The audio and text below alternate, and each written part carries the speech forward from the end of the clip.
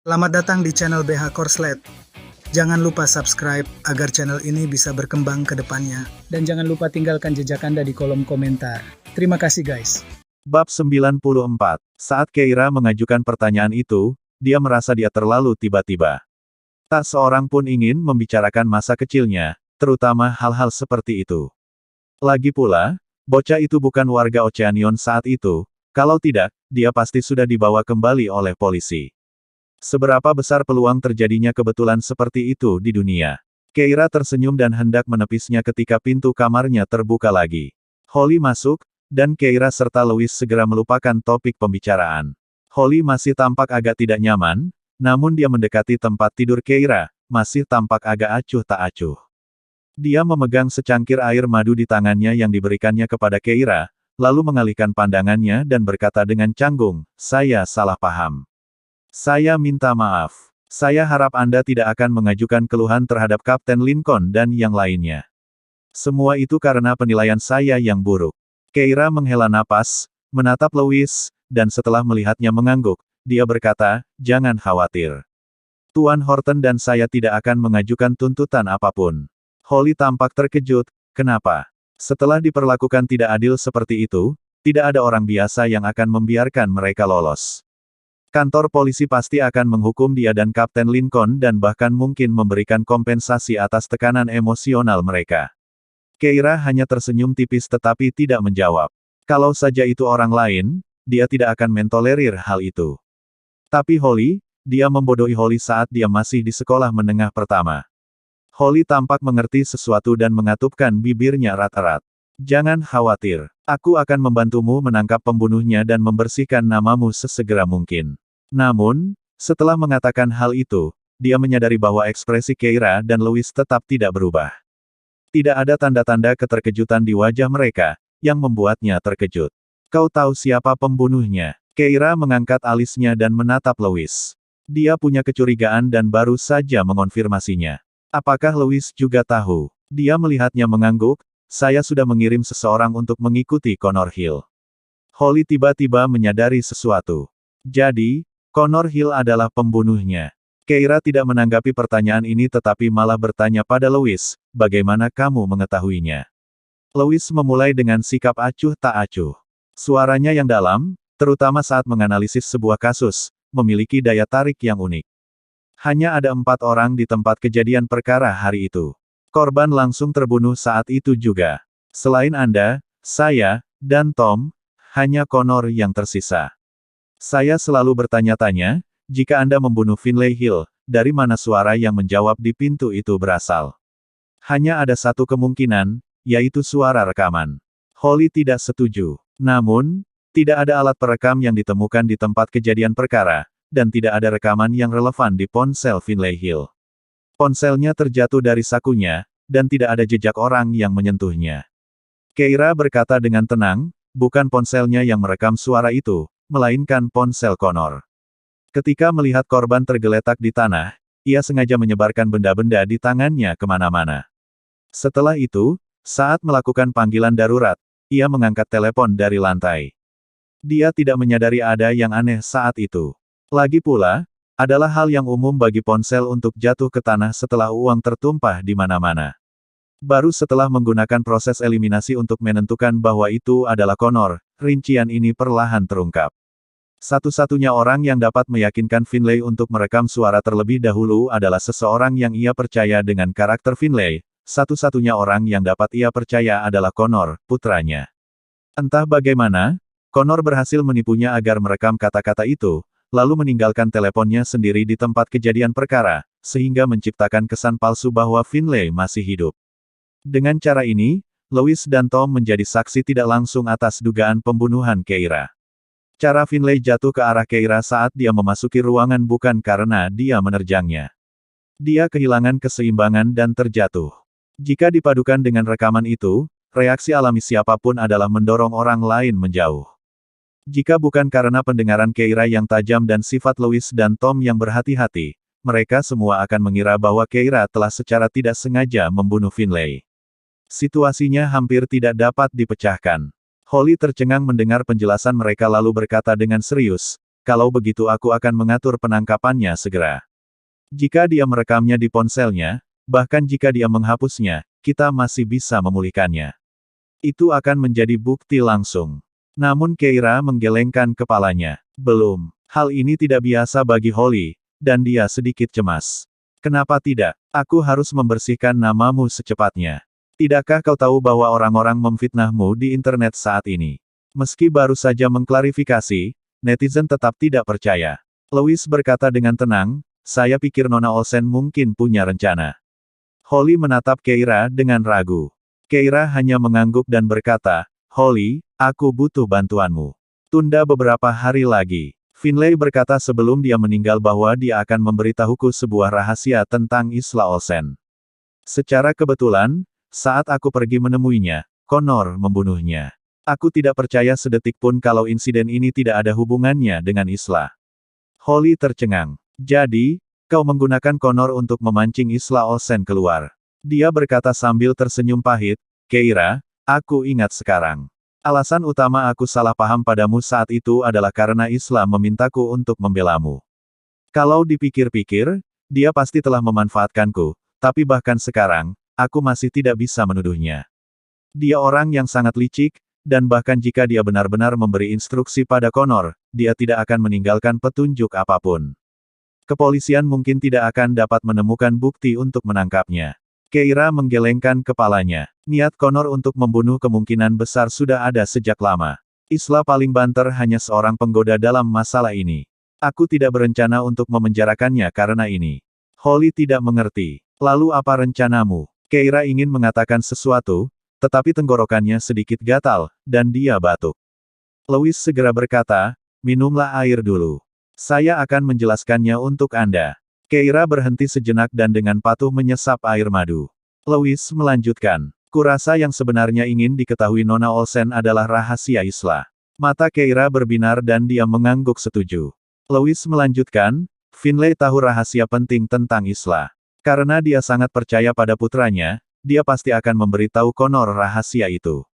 Dari apa yang saya amati, Connor adalah orang yang bijaksana dan teliti.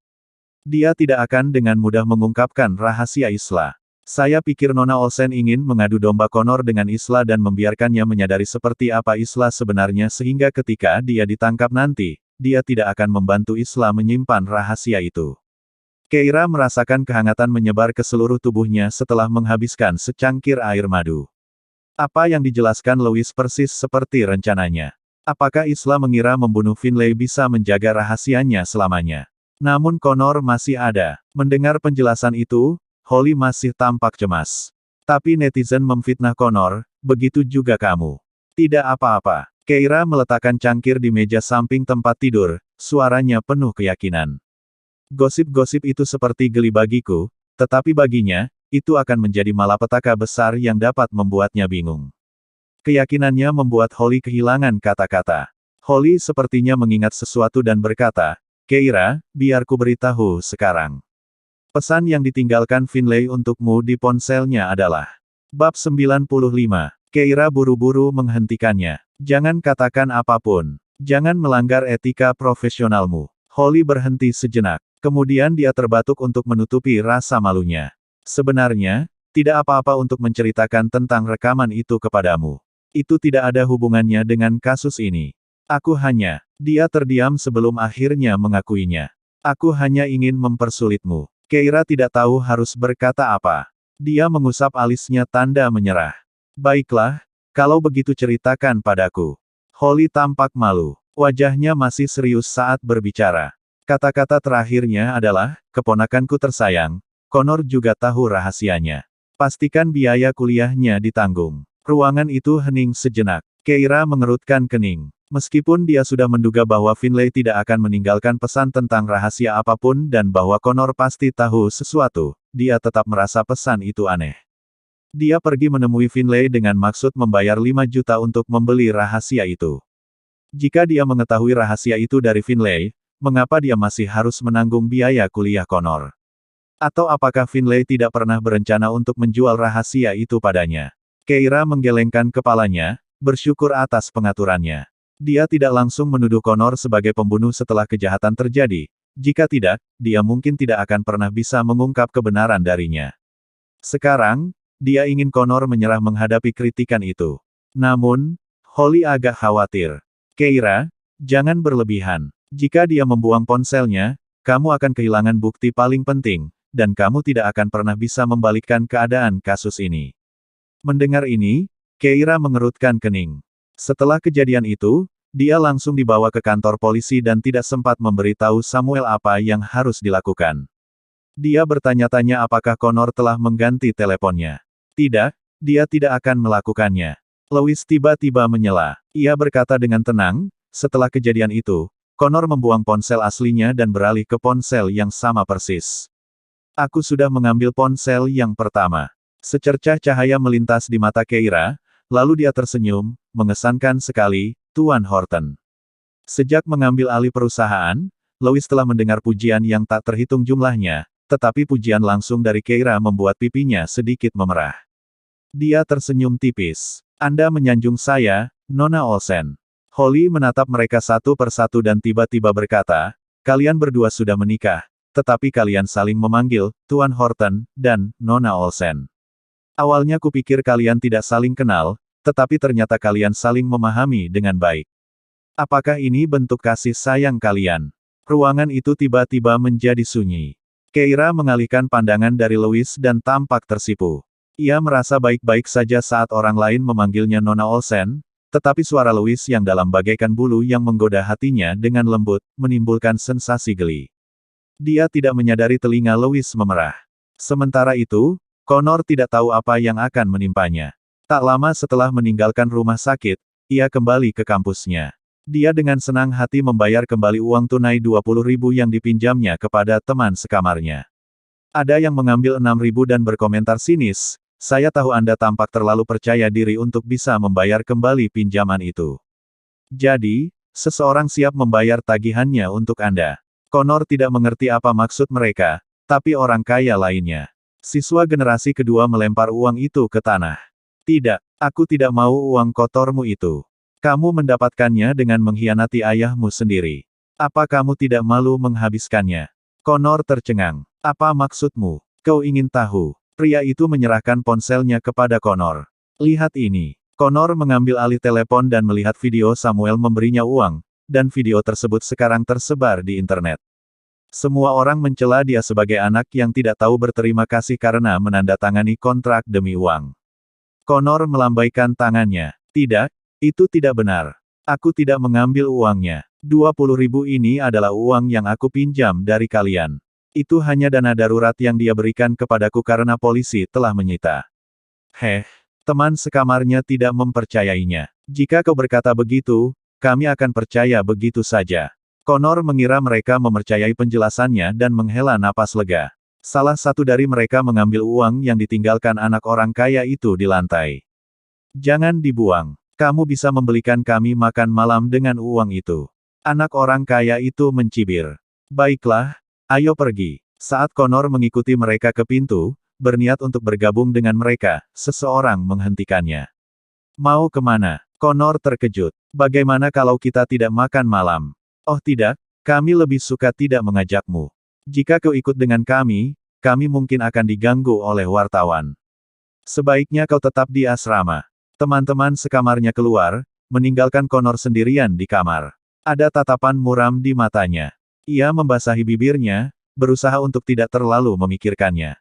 Lagi pula, memiliki ayah seperti itu, ia sudah terbiasa dengan tatapan aneh dari orang lain. Dia mengeluarkan ponselnya dan menelepon Isla. Begitu panggilan tersambung, suara lembut Isla terdengar. Ada apa? Connor tetap diam. Isla mendesah. Aku melihat komentar-komentar di internet. Sebenarnya, itu hal yang baik. Itu bisa memaksa Keira untuk mengaku lebih cepat, dan kau akan aman. Connor menjawab dengan jawaban yang tidak berkomitmen, Isla menghiburnya. Connor, kau harus menerimanya. Jika kau tidak tahan, semuanya akan terungkap. Kau tidak bisa masuk penjara. Jika kau masuk penjara, apa yang akan terjadi padaku? Ekspresi Connor melembut. Memiliki ayah seperti itu memang menyakitkan. Tetangga dan teman sekelasnya semua memandang rendah dirinya. Hanya Isla yang berbeda. Dia bagaikan seberkas cahaya yang menyinari dunianya saat mereka masih di sekolah menengah pertama. Dia akan membawakannya sarapan dan mengajarinya saat dia tidak berhasil dalam pelajarannya. Dia mengatakan kepadanya untuk tidak mempermasalahkan tatapan orang lain kepadanya. Dia bisa masuk Universitas Oceanion hanya karena Isla. Sikapnya yang lembut dan wujud gadis tetangganya membuatnya mengaguminya sejak dia remaja. Jadi ketika dia muncul di depannya dan mengatakan bahwa ayahnya telah mengancamnya dan meminta 5 juta, dia menjadi luar biasa marah. Ayahnya bisa menindas siapapun di dunia, kecuali dia. Itulah sebabnya Connor memutuskan untuk membunuh Finlay dan menjebak Keira. Connor selalu menginginkan Isla, tapi situasinya berbeda sekarang. Dia telah membunuh demi dia, jadi. Connor menunduk dan bertanya, kapan kita bisa bersama? Isla terdiam sejenak sebelum menjawab pelan, sebentar lagi. Keluarga Horton akan memutuskan pertunangan denganku. Begitu itu terjadi, orang tuaku seharusnya bisa menerimamu. Benar-benar, mata Connor berbinar, bisakah kau datang menemuiku sekarang? Aku merindukanmu. Isla berkata, Connor, aku sibuk. Apa yang lebih penting daripada aku? Connor melihat sekeliling kamarnya yang kosong, matanya menjadi lebih gelap. Isla, tepat sebelum ayah meninggal, dia memberitahuku rahasiamu. Sementara itu, di rumah sakit, Keira dan Louis mendengarkan percakapan mereka. Mendengar ini, Keira mengangkat alisnya. Finlay memang mengatakan yang sebenarnya pada Connor. Saat berikutnya, dia mendengar Isla berkata dengan tidak percaya, Connor, berhenti bicara omong kosong. Rahasia macam apa yang bisa ada di antara ayahmu dan aku? Connor mencibir. Tentu saja, ini tentang kamu dan Keira. Bab 96. Isla masih dengan keras kepala membalas. Rahasia macam apa yang mungkin ada antara aku dan Keira? Tepat. Keira juga ingin tahu apa hubungan rahasia itu dengan dirinya, sebuah rahasia yang begitu penting hingga bisa membuat Isla diancam oleh Finlay selama bertahun-tahun. Apakah kamu yakin ingin aku mengatakannya dengan lantang? Suara samar Connor menambah rasa tertekan pada keengganan Isla. Isla langsung mengubah nada bicaranya. Aku sedang dalam perjalanan ke rumah sakit untuk menjenguk Keira bersama ibuku. Aku akan meminta ibuku untuk menekan Keira agar dia mengakui kesalahannya sesegera mungkin. Setelah aku selesai dengan semua ini, aku akan datang menemuimu, oke? Connor akhirnya tersenyum. Baiklah, aku akan menunggumu malam ini. Panggilan berakhir. Namun, Keira mengerutkan kening dan menggigil. Dia tidak menyangka Isla dan Connor memiliki hubungan seperti itu. Bukankah Isla 2 tahun lebih tua dari Connor? Dia merasakan hawa dingin merambati tulang punggungnya. Louis, yang berdiri di dekat jendela, berkata, Nyonya Olsen ada di sini. Dalam panggilan telepon itu, Isla telah menyebutkan bahwa ia akan datang mengunjungi Keira bersama Nyonya Olsen, jadi Keira tidak terkejut. Ia segera menyegarkan diri dan menepuk-nepuk pipinya dengan lembut, menambahkan sedikit rona pada wajahnya. Melihat tindakannya, Louis berhenti sejenak. Apakah kamu takut Nyonya Olsen akan khawatir? Iya, Keira bergegas ke kamar mandi, mengganti baju rumah sakitnya, dan keluar dengan wajah berseri-seri lagi. Setelah semua persiapan ini, terdengar suara di pintu. Nyonya Olsen masuk bersama Isla dan Taylor Olsen. Begitu masuk, mata Nyonya Olsen langsung tertuju pada Keira. Melihat penampilannya seperti biasa, dia menghela napas lega dan segera menghampirinya. Keira, kamu baik-baik saja. Kenapa kamu tidak memberitahuku saat kejadian besar seperti ini terjadi? Kalau bukan karena berita, kapan kamu berencana memberitahuku? Keira merasakan kehangatan di dadanya. Tepat saat dia akan menjawab, Taylor mencibir. Dilihat dari penampilannya yang sehat, di mana dia terlihat sakit. Seperti yang tertulis di internet, dia hanya ingin mengajukan jaminan. Senyum Keira membeku di wajahnya, dan dia perlahan menundukkan kepalanya. Namun, Nyonya Olsen memegang tangannya erat-erat. Keira bukan anak seperti itu. Jangan bicara omong kosong. Kemudian dia menatap Keira dengan cemas. Aku tidak tahu kau menderita anemia saat kau tinggal bersama keluarga Olsen sebelumnya. Apakah kau terlalu lelah sejak kau pindah? Apakah kau tidak cukup makan? Kita memberinya biaya hidup setiap bulan. Bagaimana mungkin dia kekurangan gizi? Taylor mengejek. Keira mengerutkan kening dan segera menoleh padanya. Kamu memberiku biaya hidup setiap bulan. Kenapa aku tidak pernah menerimanya? Mendengar kata-kata itu, Taylor tercengang. Nyonya Olsen semakin mengernyit. Apa, kamu tidak menerimanya? Bagaimana kamu bisa mengatasinya selama bertahun-tahun ini? Keira mengatupkan rahangnya. Dia benar-benar tidak tahu tentang biaya hidup, dan dia tidak menerima 1 sen pun selama bertahun-tahun ini. Namun, Taylor tidak mempercayainya. Shirley, kau mendengar omong kosongnya. Dia mengaku tidak menerima uang sepeser pun. Bagaimana dia membayar tagihannya selama bertahun-tahun? Dia bahkan kuliah. Keira langsung mencemooh. Tuan Taylor Olsen, saya belum pernah mengambil sepeser pun dari keluarga Olsen sejak saya meninggalkan kediaman Olsen. Apakah Anda ingin saya menunjukkan laporan bank saya? Taylor tercengang. Nyonya Olsen menoleh ke Isla. Isla, bukankah aku memintamu untuk mengirim uang ke Keira setiap bulan? Bukankah kau sudah mengirimkannya? Mata Isla berkedip, jelas terlihat gugup, tetapi kepalanya segera tertunduk. Bu, aku memberikan uang itu kepada Bibi Hill. Mungkinkah dia menyembunyikannya dari Keira? Bagaimana dia bisa melakukan ini? Ketika Poppy disebut, wajah Taylor penuh dengan rasa jijik, dia orang yang sangat egois. Jika kamu memberikan uang kepadanya, tidak heran dia menyimpannya untuk dirinya sendiri. Taylor menatap Keira lagi. Kau dengar itu? Bukannya kami tidak memberimu uang, tapi ibumu yang menggelapkannya. Itu tidak ada hubungannya dengan keluarga Olsen. Sikapnya dengan jelas memberitahu Keira bahwa dia, sebagai ayahnya, telah menyediakan cukup uang. Keira terkekeh, tetapi sebelum ia sempat membalas, Nyonya Olsen menyela. Taylor, apapun yang terjadi, Keira tidak menerima uang itu. Oleh karena itu, ia harus bekerja keras yang merusak kesehatannya. Disinilah Anda, sebagai seorang ayah, gagal dalam tanggung jawab Anda. Shirley, kamu terlalu baik hati. Kamu masih mengkhawatirkan kesehatannya. Dia sama sekali tidak sakit. Dia hanya berpura-pura. Taylor sama sekali tidak merasa bersalah. Sebaliknya, dia mengerutkan kening pada Keira. Sebelum kami datang, kami bertanya kepada pengacara. Pamanmu yang tercela itu adalah orang yang pertama kali melakukan kesalahan. Kamu tidak sengaja menyakitinya, jadi kamu tidak akan bersalah atas kejahatan besar. Akui sekarang agar berita itu bisa ditutup-tutupi. Kalau tidak, jika ini terus berlanjut dan identitasmu terungkap, keluarga Olsen juga akan menderita karenamu. Isla juga angkat bicara. Keira, ayah benar. Jika hubunganmu dengan keluarga Olsen diketahui, saham keluarga kita akan anjlok drastis, dan kita perlu mengendalikan komentar-komentar di internet. Ayah sedang memikirkan apa yang terbaik untukmu. Jika kamu mengaku, kamu bisa mendapatkan hukuman yang lebih ringan. Jika kamu menolak untuk mengaku, kamu akan menghadapi hukuman penjara lebih lama. Keira tidak peduli dengan mereka berdua. Dia hanya menatap Nyonya Olsen. Apakah Nyonya setuju dengan mereka? Nyonya Olsen menepuk tangannya. Keira, apakah kamu benar-benar tidak sengaja membunuh orang itu? Tidak. Apakah kamu punya bukti? Keira melirik ke arah Isla dan menyadari kegugupannya, lalu dia perlahan berkata, tidak. Isla menghela napas lega. Namun, Nyonya Olsen tampak gelisah. Tadi, saya baru saja bertanya dari kantor polisi, dan bukti yang ada saat ini sangat tidak menguntungkan kamu. Jika kamu tidak dapat menemukan bukti kuat untuk membebaskan diri, kemungkinan besar kamu akan kalah dalam kasus ini. Dia menundukkan kepalanya. Sebelum kami datang, aku berkonsultasi dengan pengacara, dan nasihatnya adalah agar kamu mengaku secepatnya.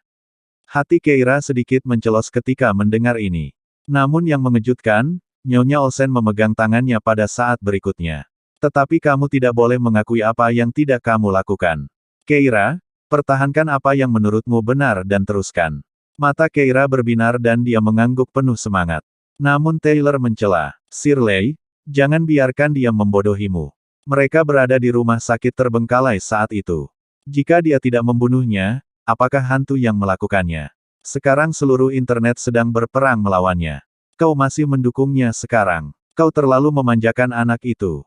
Isla pun tak kuasa menahan diri untuk berkata, Bu, kita sepakat datang ke sini untuk membujuk Keira agar mengaku bersalah. Kalau tidak, reputasi keluarga Olsen akan tercoreng dan Jake akan memutuskan pertunangan kita. Apa ibu akan berlaku tidak adil lagi padaku? Semua itu hanya karena anak haram. Nyonya Olsen terkejut dengan komentar ini. Dia terdiam sesaat. Air mata mulai mengalir dari mata Isla. Bu, pada akhirnya, apakah dia putri kandungmu, atau aku yang putri kandungmu?